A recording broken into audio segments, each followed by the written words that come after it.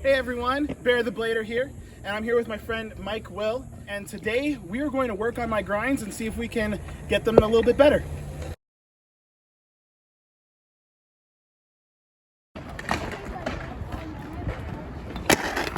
Woo!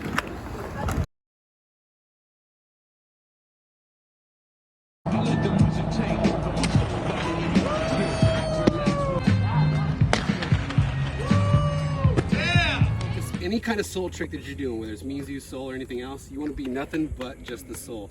The other foot's just a guide foot. It's not anything you want to use to balance yourself or anything. When you're in the Mizu position, it just kind of drags in the back here. You're just mostly over your front foot. Sole, you want to be mostly over the back foot. Just kind of sit there. Try it again and see if you can get more over your sole foot and not your back foot. Let me try to just balance real quick. Okay. I found this this ledge, it's like a little bit like... It's got a little bit of round to it. Yeah. Try to stand more over top. So is it okay to be like this? Yes, more than okay. It's actually kind of where you want it. You're already balancing better. There you go. So actually, that was pretty damn good. Okay, very good. Try to stall, do that Mizu stall, but try to stay more like just that on the one foot there, and just leave that back foot kind of hanging there. Okay.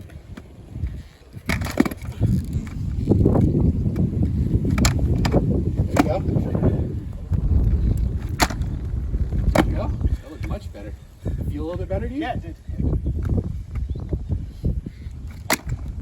There you go. What about that stall felt off to you? Was there anything that felt off to you?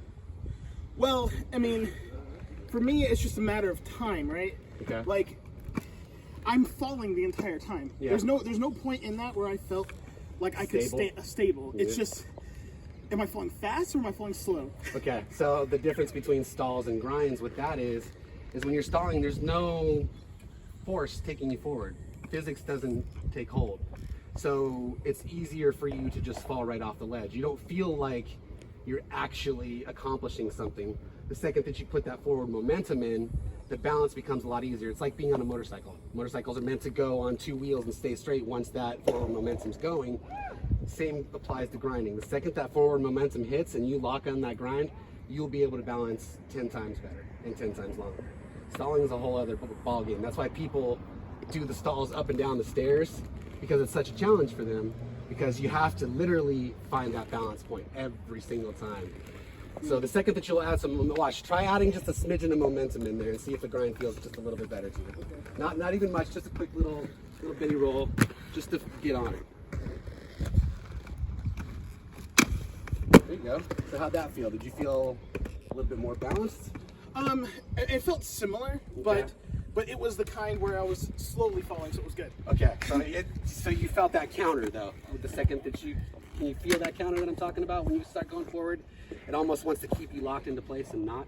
A little bit, yeah. Okay. But I still, like, an example is, I've seen videos of people online that they'll grind, but they don't have enough speed to make it, and they just stop and then step off the ledge. So this whole deal where they're just like, kinda? Yeah, like, it's like, I was like, wow, like, they could have kept going, you know what I mean? Okay. They just ran out of steam. Like, for me, it's like, it's always, yeah, well, let me try again. I was gonna say, let me see you from this angle, on this side, from the inner part of the ledge, and see what it looks like. That was actually pretty good, I think. I was a little bit good, but I also see what you mean by falling off. You're doing the whole, when you first stepped on here, when you asked me if it's okay to have your foot over top. Yeah. You're trying to ride it flat. It's okay to not ride the whole sole on your foot. It's okay to just ride the edge a little bit. The more you ride the edge, the more on top you are, the more you can feel balanced and just kind of sit here on it for a while. If you're like this, especially with these ones, how they have the beveled edge here, the rounded edge, it kind of naturally wants to just kick you off. So next time when you try this next Mizu, I want you to try to focus on not leaving the majority of your body on the outer edge. It's okay if you have it on top more. And if you slip off, the worst that can happen is you'll go like this and maybe put your hand down. So I want you to try to focus on jumping about an inch more in than you normally would, so that you can get more over top of the ledge and feel it. Okay, let's give it a shot.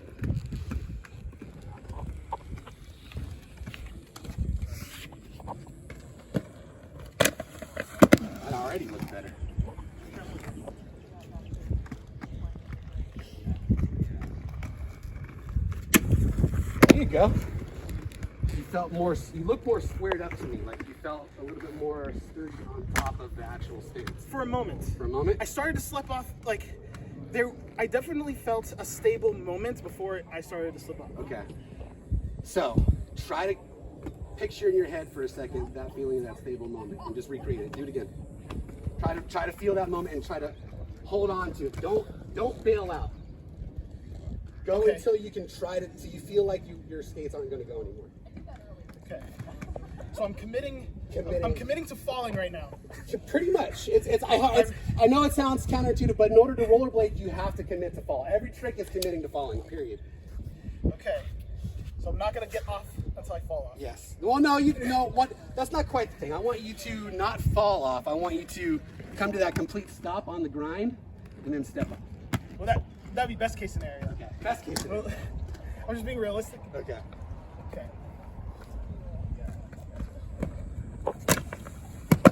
Okay. When you don't have your shoulders right, yeah, it throws the rest of your body out. So what you did there is you came here and you did that and you were too over top and it kicked you out. You have to find that kind of like middle 45-degree angle with that upper body. You don't want your shoulders like this. You kind of want them a little out. Yeah, like that. Okay. That way. There you go. That's even much better. Much better.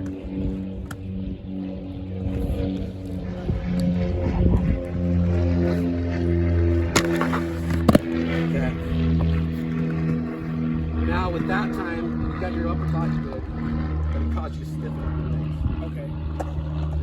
I'm throwing all sorts of things at you because with rollerblading you start picking apart different parts of it. Once you start adjusting your upper body, your legs start to tend to go. You have to find this, like I said, you got to listen to your body mainly. So do the same thing with your upper body, but relax the knees just a little bit. That's exactly how you want to be. Now your hands too are a big part. Most people just kind of leave them.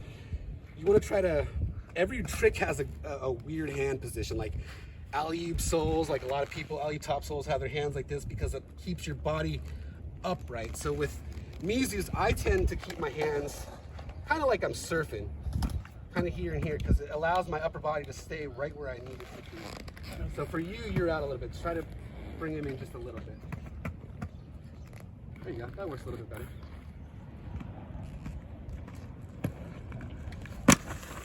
There you go. That was a lot better. Try it again, but try a little bit more over top. You want to get just a hair more, like a half an inch over. You get another good foot and a half out of it, I'd say.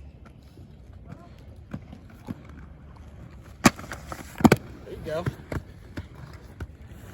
Rollerblading, especially with grinding, the key is to fight against your own self. Yeah. You gotta notice the mid-grind, what you're doing wrong, and fight against it. Like right now, you're going back to your old habits. Every time you get midway, you start to flatten it back out again, and it kicks you back off. Your balance is great. The second that you kick on, you're right where you want to be. Yeah. But then the brain kicks in halfway through the grind, because I do the same thing every single time. It's like the brain kicks in, oh, I need to do this, or something else. You see something, you get distracted, you get unfocused on the task at hand, and then you move just a hair. And if you move your shoulder just a hair, it throws your whole body out of whack. Okay. So we're going to do something that a lot of people think is very scary to do, but it's not very scary if you can trust it. I like to start with one coat. You start on both the side and the top. Apply liberal pressure, depending on how much it may need.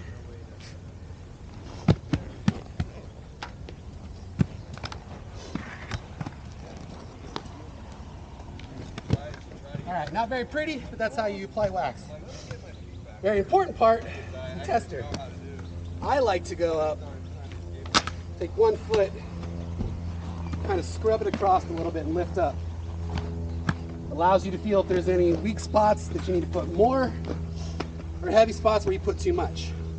Now, heavy spots, if you put too much wax, an old school trick is to find a can somewhere in the trash can, form it to the side, scrape it off, re-wax.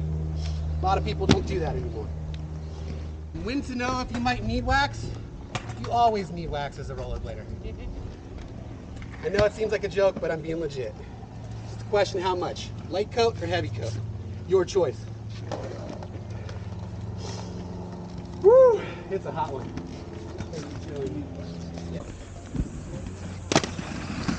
Yeah. Remember, don't over-rotate your shoulders. A little over top, and a little bit more weight on that sole foot.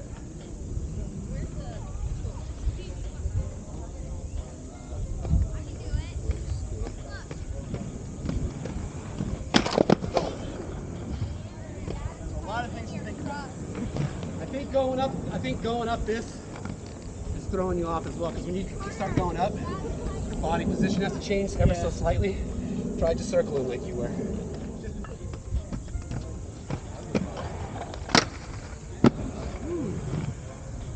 That was really good. That felt good. Got like the last third of it. That was nice. Yeah, if it was longer, I could have kept going. Yeah. You started to fight against what you were changing towards the end there. You started leaning a little bit out. Counter it. I wonder if there's something psychological to being towards the end that I Could be. I knew I didn't have that far to go. It could be, because I do that too. You tend to like want to set yourself up for the landing at that point, and you just bail out. Makes a lot of sense.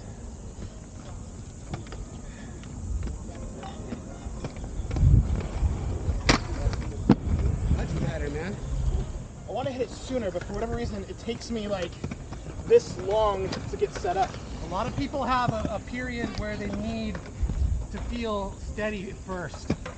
I have about a second period myself before each grind where I have to just get set before you jump. Yeah.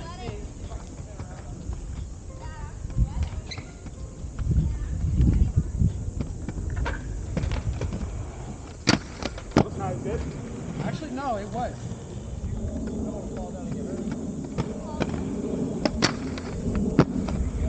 You're even able to jump out of it. A little part of me wanted to be able to jump onto the down part. Downside? That's a big jump. Yeah, it was. Big jump. I discovered that as I was doing it. Try coming in from a little bit more speed up the up ramp now. It seems like you're getting more comfortable.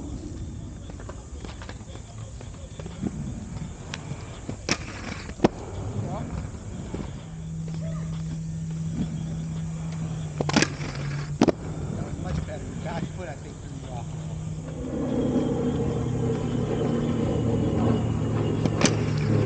Ooh, that's much better.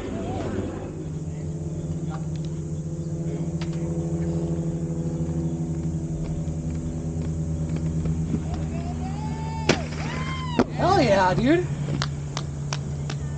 That felt pretty good. That was nice. That was really good. I gotta give that to you, man. That was good as hell. All right, everyone. Thanks for hanging out with us. We learned a lot today. Let's see if I can remember some of the pointers. So don't be afraid to torque your sole foot a little bit on the edge. Yep. Okay? Don't be afraid to lean a little bit into the ledge rather than leaning out of it. If you fall, you're gonna just sit down on the ledge. It's not that bad, so just own it. Exactly. Be firm with your balance on your sole foot, right? Practice some MAKIO stalls. Exactly. Get that balance. The other foot's more just to help stabilize you, not to be exactly equal weight. What else? Shoulders. Shoulders, not completely square, but not out like this. Sort of that 45-degree arms sort of out to keep your balance like you're surfing. Yep. That's pretty much it, man. And that's it. Yeah. And have fun. Yes, and wax. Oh, Remember wax. Don't be afraid to wax. Yes, don't be afraid. And not too much. All right. See you next time.